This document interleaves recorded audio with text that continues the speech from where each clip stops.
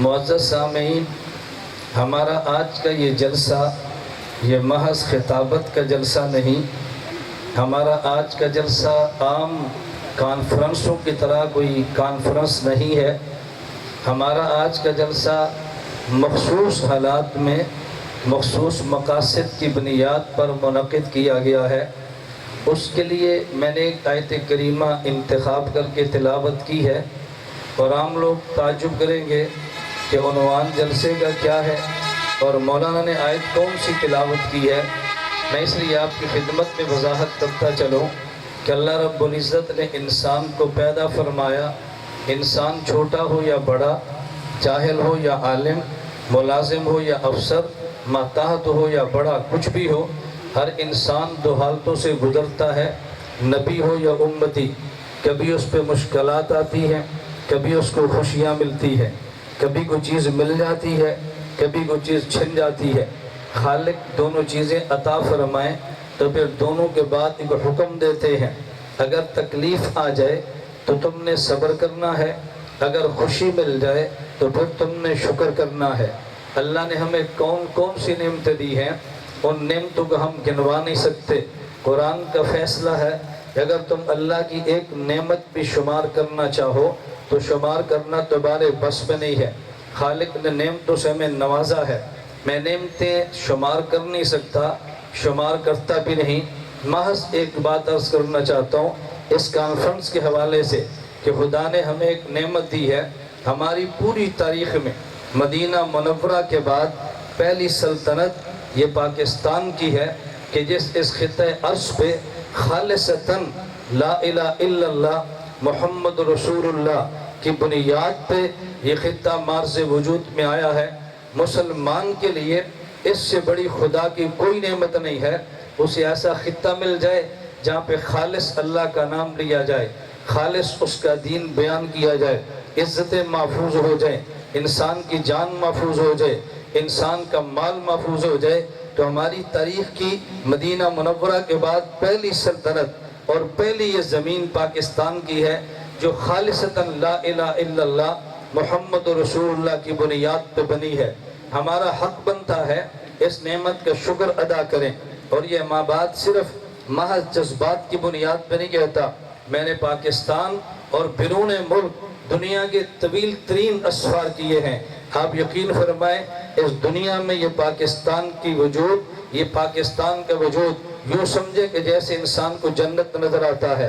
یہ ملک ہے، ہمارے مدارس چل رہے ہیں، اس ملک میں آزادی ہے، خانقاہیں آباد ہیں، اس ملک میں آزادی ہے، ختم نبوت کا پہرا دیا جا رہا ہے، اس ملک میں آزادی ہے، دفاع صحابہ کی بات کی جا رہی ہے، اس ملک میں آزادی ہے، ہم اکابر فقہاء اولیاء کی بات کرتے ہیں۔ یہ دنیا کا واحد آپ کو ملک نظر آئے گا جہاں آپ اسلام کی بنیاد پہ کبھی روڈ پہ احتجاج دیکھتے ہیں، کبھی صدر کے خلاف احتجاج ہے، اور کوئی آپ کی زبان کو روکنے والا نہیں ہے۔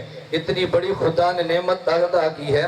اللہ فرمان لئن شکرتم، اگر اس نعمت کا شکر ادا کرو گے میں اس نعمت میں اضافے کر دوں گا۔ اور یہ نعمت یوں نہیں ملی، 10 لاکھ شہداء کا خون لگا ہے، اور میں فخر سے کہتا ہوں اس میں جس نے خون دیا ہے وہ میرے اکابر ہیں، وہ میرے علماء ہیں۔ پاکستان بنانے میں خدا کی قسم میں مسئلے کی تقسیم کے بغیر یہ بات کہنا چاہتا ہوں، ہمیں فخر ہے شیخ الہند نے کبھی مالٹا کی جیل کاٹی ہے، حسین احمد مدنی نے جیل کاٹی ہے، عزیر گل نے جیل کاٹی ہے، اس ملک سے انگریز کو دڑایا ہے، پاکستان بنایا ہے، اور طویل ترین جنگ لڑی ہے۔ اور اس کا اگر تمہیں اعتراف نہ ہو تو پھر میں یہ بات کہہ سکتا ہوں، بانی پاکستان قائد اعظم محمد علی جناح رحمت اللہ علیہ، اللہ اس کی قبر پہ کروڑوں رحمت نازل فرمائے، پاکستان کا بانی ہے، ہمارا محسن ہے۔ لیکن جب پاکستان بنا ہے، علماء کو ذلیل کرنے والوں اپنے بانی پاکستان کو دیکھو۔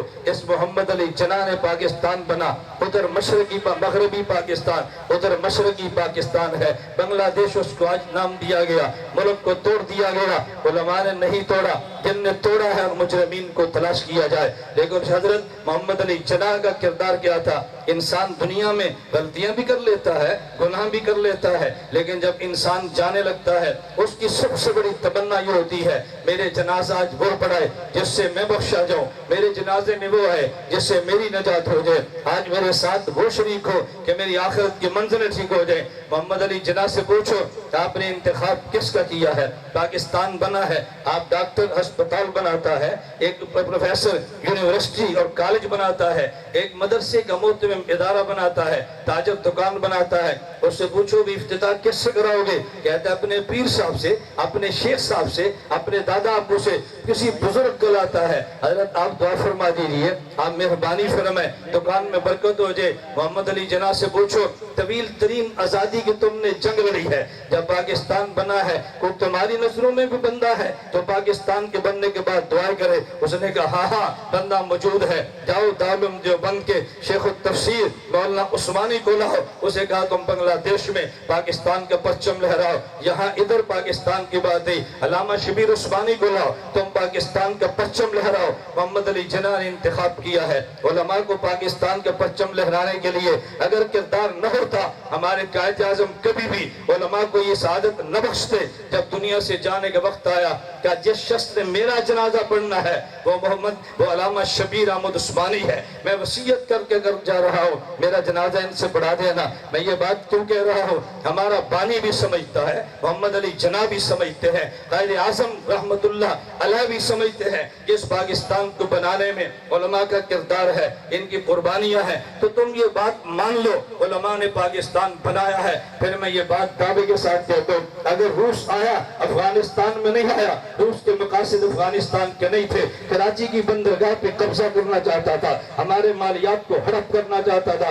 اسلام کفر کی نہیں ہے, یہ معیشت کی جنگ تھی, گرم پانی پہ قبضہ کرنا تھا. جنرل حمید گل اللہ اس کی قبر پہ کروڑوں رحمت نازل فرمائے, اس کے سامنے جو سوجوان صدر سکندری بنے, جنرل ضیاء الحق کا بھی نام ہے, جنرل اختر عبد الرحمان کا بھی نام ہے, اس میں جنرل حمید گل کا بھی نام ہے. لیکن تمہیں یہ بھی ماننا پڑے گا علماء وہاں علماء حق تھے جن نے روس کی فوج کو روکا اور پاکستان کے وجود کا تحفظ کیا ہے. ادھر ہندوستان آیا ہے, علماء نے پاکستان کا تحفظ کیا ہے. میں یہ بات سمجھانا چاہتا ہوں, میں کسی افسر کا, میں اس کا بھی قائل ہوں, افواج کا بھی قائل ہوں, ایجنسیوں خفیوں کا بھی قائل ہوں, میں کسی خدمات کا انکار نہیں کرتا. لیکن میں جو بات سمجھانا چاہتا ہوں, پاکستان اگر علماء نے بنایا ہے تو ہم نے پاکستان بچانا بھی ہے. اگر کسی شخص کو یہ فکر ہے علماء پاکستان بچانے میں پیچھے ہیں, خدا کی قسم اٹھا کر کہتا ہوں وہ کسی احمقوں کی جنت میں رہتا ہے. میں دوسرے کسی کی بات نہیں کرتا. ایک ہفتہ قبل کی بات ہے, میں پاکستان کی تفتیشیں بھگت رہا تھا. میں نے کہا ان سے ہم آپ کے سامنے کھڑے ہیں, ہمیں 3 ماہ کے لیے نہیں 6 ماہ کے لیے بند کرو, 6 سال کے لیے بند کرو, ہماری ڈائریاں اٹھاؤ, تمہیں کوئی ڈائری ہمارے خلاف نہیں ملے گی. آج تک ہم نے پاکستان کے خلاف نہ سوچا ہے, نہ لکھا ہے, نہ پاکستان کے خلاف بولے ہیں. ہم پاکستان کا تحفظ خدا کی قسم ایمان کی طرح کرتے ہیں. ان خفیہ ایجنسوں نے بھی کہا ہم غلط فہمی کے اندر مبتلا تھے, ہمیں خامخواہ مس گائیڈ کیا گیا آپ لوگوں کے بارے میں. میں جو بات سمجھانا چاہتا ہوں, آج کا جلسہ یہ شہداء کی یاد میں اگر ہے, وہ کون سے لوگ ہیں پاکستان کے تحفظ کے لیے جان دی ہے. جنرل حمید گل کا کردار کیا ہے آپ کے علم میں ہے, ان کا سب سے بڑا کردار پاکستان کا تحفظ ہے.